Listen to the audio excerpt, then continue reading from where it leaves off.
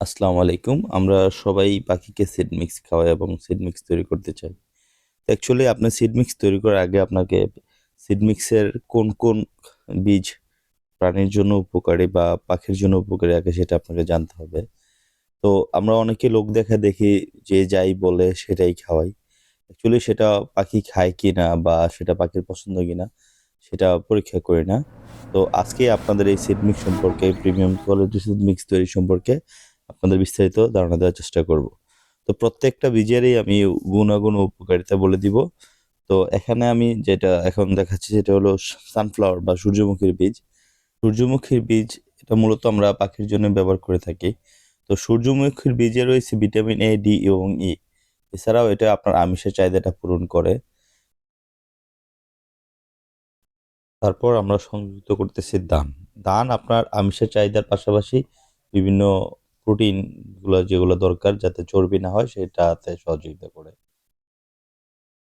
এখন যা মিক্স করতে সাদা কালার এটা হলো যে কুসুম ফুল। কুসুম ফুল বীজ মূলত আপনার পাখির ঠান্ডাজনিত রোগ প্রতিরোধ ক্ষমতাটা বৃদ্ধি করবে এবং আমিষের চাহিদাটা পাশাপাশি পূরণ করে দিবে। Video is sponsor by cafe Billa. এখানে আপনারা অনেক তথ্যমূলক ভিডিও পাবেন।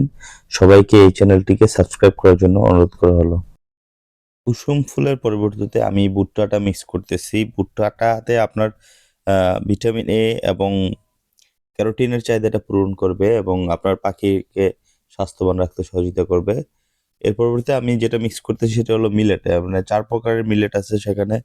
মিলেটের শরীরের আপনার বাড়তি মেদ হতে যাতে না হয় পাখিদের সেটা সাহায্য করে। কারণ মিলেটে আছে গ্লুটিনিন নামে এক ধরনের উপাদান যেটা শরীরে চর্বি জমতে বাধা সৃষ্টি করে। তো মিলেটের পরে আমি যেটা দিচ্ছি সেটা হলো কাউন।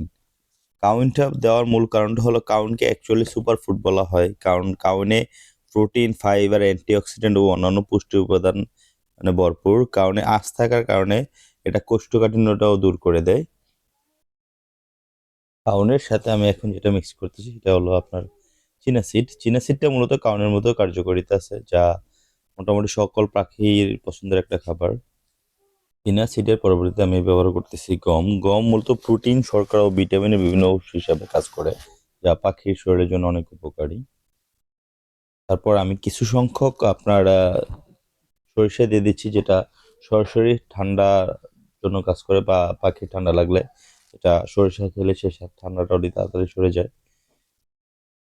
সরিষার পরে আমি অতি মূল্যবান যেটা পাখির বাজারে সবচেয়ে মূল্যবান সেটা হলো ক্যানারি। ক্যানারিটা দিচ্ছি মূলত ক্যানারি আপনার শরীরের সঞ্চালন এবং অঙ্গ প্রত্যঙ্গের যে মাংসপেশি বৃদ্ধিতে সহযোগিতা করে এবং কোষ্ঠীকাঠিন্য দূর করে। তো এটি সবগুলো মিক্স করার পর আমি মোটামুটি নিজ হাতে ভালোভাবে মিক্স করে দিলাম। তো অ্যাকচুয়ালি যা মানুষ দেখালো তাই পাখিকে খাওয়ালাম তা না। যেটা কোন উপাদানটা পাখির জন্য উপকারী সেটা আমাদেরকে জানতে হবে। অনেকেই আছে যে আমরা আপনার তিসি দেই। তিসি অ্যাকচুয়ালি পাখি খায় না এবং তিসির সব পাখি পছন্দ করে না। যেটা আপনার শুধু মানি বাড়তি একটা খরচ। কারণ আপনি যখন এই খাবারটা দেখবেন যে তিসির বীজগুলোতে কোনো পাখি কোনো সময় টাচ করে না। সেটা যা আছে তাই এইভাবে থাকে। তো এইভাবে অনেকে আছে যে সুপার ফুড বা প্রিমিয়াম কোয়ালিটি ফুড বলতে বিভিন্ন আবি-যাবি মিক্স করে দিচ্ছে। তো অ্যাকচুয়ালি আপনার যেটা পাখির জন্য উপকারী সেটা দেন।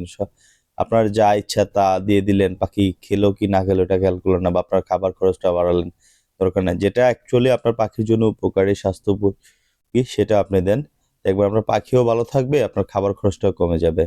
তো এই প্রিমিয়ার কোয়ালিটির খাবারটা অ্যাকচুয়ালি আমি আমার নিজের পাখির যে আপনার কোকাটেল আছে, তারপর সানকোনর আছে এইগুলোর জন্য আমি ইউজ করি যা আ এখন পর্যন্ত আমার পাখিগুলা খেয়ে সুস্থ সবল আছে এবং ইন ফিউচার আশা করি আল্লাহর রহমতে অনেকগুলো সুস্থ এবং সবল থাকবে। তো আপনারা সবাই দোয়া করবেন আমার পাখির জন্য আর আপনারা সবাই ভালো থাকবেন। আসসালামু আলাইকুম।